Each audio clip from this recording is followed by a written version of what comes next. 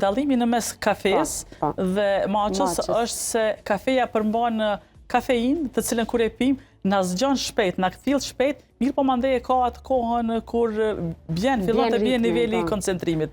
Ndërsa matcha përmban kafein natyrale dhe përmban një aminoacid i cili quhet L-theanin.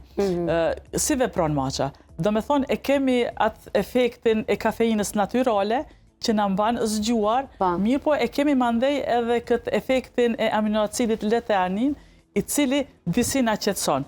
Qetëson trurin, mirë po nuk shkakton përgjumje.